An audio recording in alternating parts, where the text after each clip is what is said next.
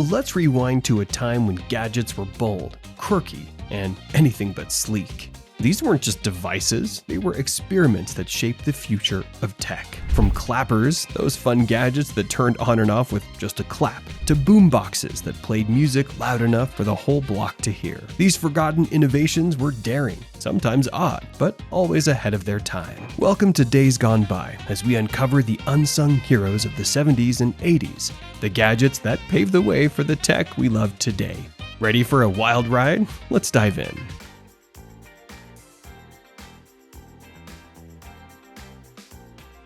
Imagine this. It's the 1980s with big hair, neon colors, and living rooms decked with wood paneling that practically screams retro charm. There's no Alexa, Google Assistant, apps, or voice commands. Your cutting-edge smart home solution? The clapper. This little gadget, originally called the Great American Turn-On, was the ultimate as-seen-on-TV sensation. You'd plug it into the wall, connect it to a lamp, a TV, or whatever needed powering, and voila! Clap your hands and it would switch on or off like magic. There was no app to download, no Wi-Fi to configure, just a simple frequency toggle to adjust if your claps weren't, up to par. The ads were unforgettable. People lounged on their couches, clapping twice with a smug grin as their lamps blinked to life. Even if you didn't own one, chances are you knew the jingle, clap on, clap off, the clapper. It was catchy, almost hypnotic, and totally a hallmark of the decade. But here's the thing, the clapper was both genius and hilariously flawed. Sure, the concept was futuristic, but the execution, not so much. It didn't always hear soft claps. Worse, it sometimes responded to random noises like the sound of applause on TV, or a loud cough, triggering the lights or TV to go haywire. Needless to say, it wasn't the best choice for anything critical, but for a table lamp or a novelty gadget, it worked just fine. Despite its quirks, the clapper gave us a taste of what hands-free convenience could feel like. It paved the way for the smart homes we know today. And while modern digital assistants do 1,000 more things, something is charming about the simplicity of just clapping your hands. Want a throwback to simpler times? The clapper is still around today. But if you're looking for a hassle-free experience, maybe stick with your Alexa or Google setup instead. Still, you can't beat the nostalgia of those clap-clap memories. Let's talk about the Private Eye, a headband featuring an out-jutting arm with a 720 by 280 pixel screen. Designed by Reflection Technology, it looked like something out of Star Trek or a supervillain's wardrobe. This device wasn't just about aesthetics, it had bold ambitions. The Private Eye was intended to revolutionize screen interaction. You could use it to read books, consult a product manual, hands-free, or even replace a traditional computer monitor. For a moment, it seemed like the future of wearable tech. But it wasn't all smooth sailing. Users needed a miniature PC attachment to power it, and a twiddler, an add-on input device to type. Combined with its unconventional design, practicality took a backseat. Despite limited success, the Private Eye left its mark. Its groundbreaking display technology later contributed to Nintendo's Virtual Boy VR headset. Well, it didn't change the world in 1989. It paved the way for wearable and VR tech today. A bold step in innovation, albeit ahead of its time.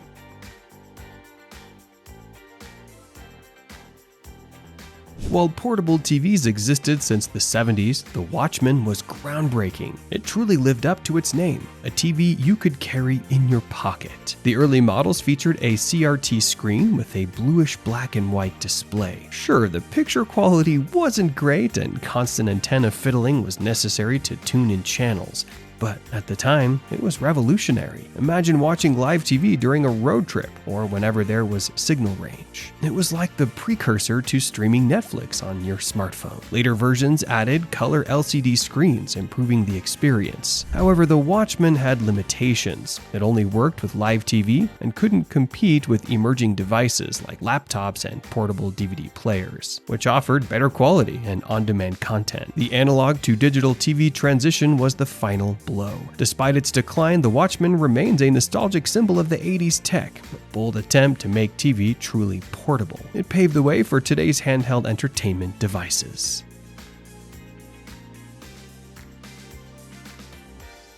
Let us take a sneak view into 1972, a time of flared pants, disco fever, and the birth of home gaming. The Pong Video Game System was invented by Atari, the first home video game console that redefined entertainment. Pong was deceptively simple, a table tennis simulation played on a black and white TV. The console itself was a no-frills affair, with a plastic case, 2 knobs for paddles, and a button for control. Yet it was a game changer. Imagine the thrill of twisting the knob, moving your paddle, and hitting the black ball to your opponent. It was easy to play, but competitive enough to keep friends and families glued to their screens for hours. Pong wasn't just a game, it was a social event. Its impact was massive. Pong was an instant sensation, inspiring countless clones and copycats, and becoming a cultural icon. It wasn't flashy, but it was revolutionary. This humble console didn't just provide fun, it set the foundation for today's gaming industry.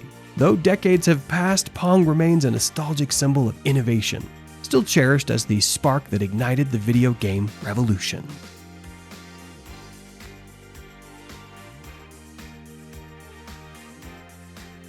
Step into 1980, a time when tech was beginning to creep into everyday life. Among the trailblazers of wearable technology was the Casio C80 Calculator Watch, a gadget that combined 2 essential tools, a wristwatch and a calculator. Designed for people on the go, it allowed users to perform basic arithmetic calculations directly from their wrist, making tasks like calculating tips or balancing expenses much easier without needing a separate calculator. Its square design prominently featured a calculator keypad, which, though considered retro today, represented a futuristic approach to personal gadgets at the time.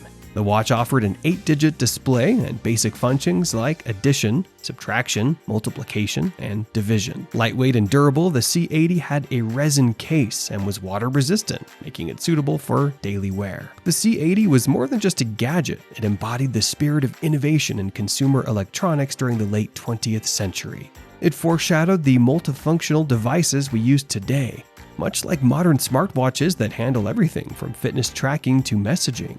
Now considered a collectible item among vintage watch enthusiasts, the C80's legacy lives on in the evolution of wearable tech. Its blend of style and functionality paved the way for today's sophisticated wearable devices. On January 24, 1984, Apple unveiled the Macintosh 128K, a personal computer that would change the world. While not the first computer, it was the first to truly connect with people, thanks to its graphical user interface, or GUI, and mouse. Steve Jobs introduced the device with a memorable presentation, making the word Macintosh flash on the screen as chariots of fire played. It was an experience, not just a product. The Macintosh 128K's most groundbreaking feature was its ease of use. For the first time, users could interact with the computer through icons and a mouse, making it intuitive and user-friendly. The shift made computing feel less like a chore and more like an extension of everyday tasks. Despite its innovative design, the 128K had its flaws. With only 128 kilobytes of memory, no internet connection, and basic graphics, and couldn't compete with modern computers. However, its playful icons and fonts created by Susan Kerr gave it a unique personality. Though its initial sales were underwhelming, the Macintosh's true impact was felt in the long run. It made computing accessible to a broader audience, from students to professionals, especially those in creative fields. Today, the Mac 128K might seem outdated, but it laid the foundation for the sleek, powerful machines we use now. Many original owners, like David Blattner, still treasure their Macs as pieces of history.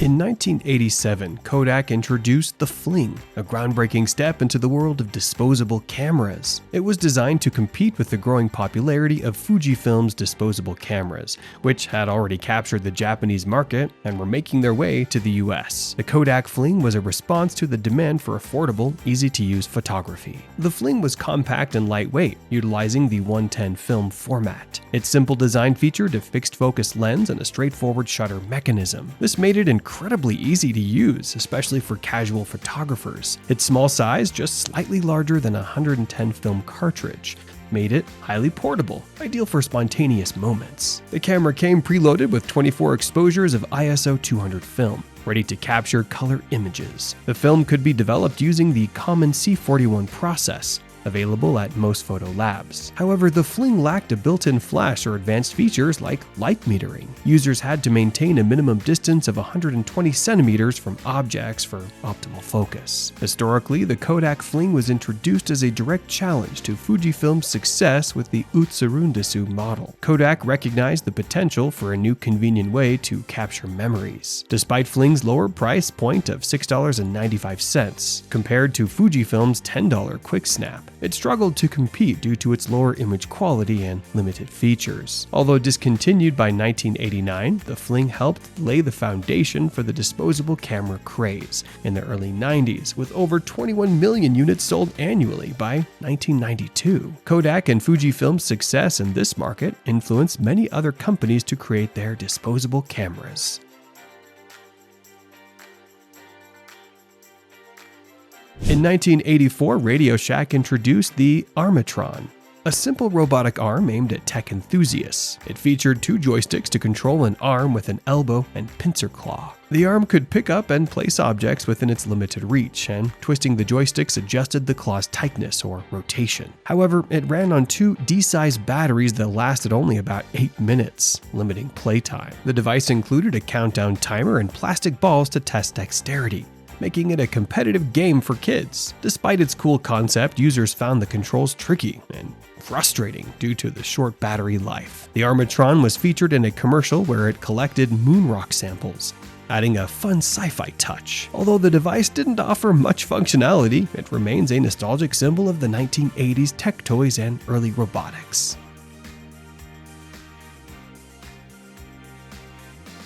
In the 80s, pocket computers were the high-tech gadgets of their time, offering impressive functionality in a compact dictionary-sized form. Brands like Sharp and Casio released these devices, which featured small screens, full keyboards, and enough processing power for the era. The Radio Shack TR-S80, for example, cost $249 in 1980, which would be about $1,000 in today's money. Despite their computer title, these gadgets were closer to advanced scientific calculators, capable of running simple programs in BASIC and supporting external peripherals and expansions. However, to truly unlock their potential, users had to buy a docking station to insert cassettes for data storage and program execution. Though not as user-friendly as future devices like the Macintosh, pocket computers were a niche hobby for tech enthusiasts, offering a glimpse into a future of portable computing long before smartphones took over.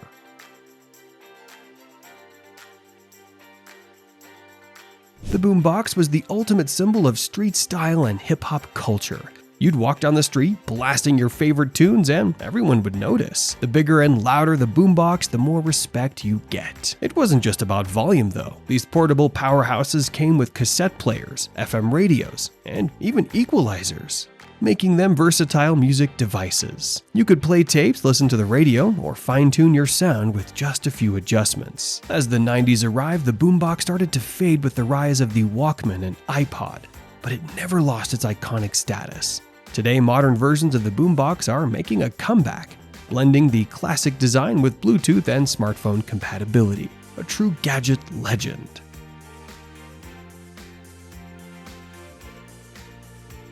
Let's talk about the NES Power Glove, released in 1989. During the 80s, virtual reality was all the rage, and Nintendo jumped on the trend with this futuristic controller. The idea was that players could use the glove to interact with their games, swinging and punching in place of traditional buttons. However, reality didn't quite live up to the hype. The glove's tracking system, based on ultrasonic transmitters, was glitchy and often unresponsive. Navigating menus was a hassle, and very few games were designed to support it. The NES's 2D graphics weren't the right fit for such an interactive setup, making it more of a gimmick than a functional tool. Despite its failure, the Power Glove remains an iconic piece of video game history.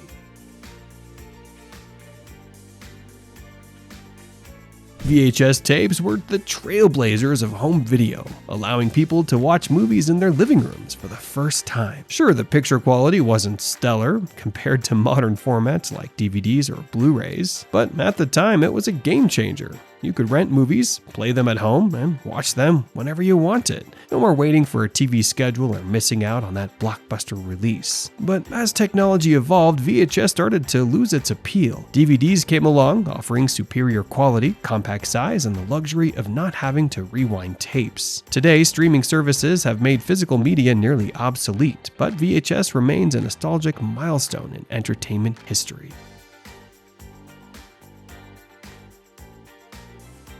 Let's take a trip back to 1982, when Seiko introduced a device that made you feel like James Bond, the Seiko TV Watch. Now, this wasn't exactly the sleek pocket-sized miracle it appeared to be in the movies. The reality, you needed a bulky receiver unit to make it work, about the size of a portable TV, and headphones acting as an antenna. So, the watch itself was essentially just a screen. Still, this was a huge leap in portable tech. In the James Bond movie Octopussy 007, it makes it look effortless, watching TV on his wrist like it's no big deal. But in real life, the receiver had to be tucked away, sometimes hidden in a suit pocket with wires running up the sleeve. Despite its impracticality, the Seiko TV Watch was a groundbreaking concept, paving the way for today's smart watches. It might have been clunky, but it was ahead of its time.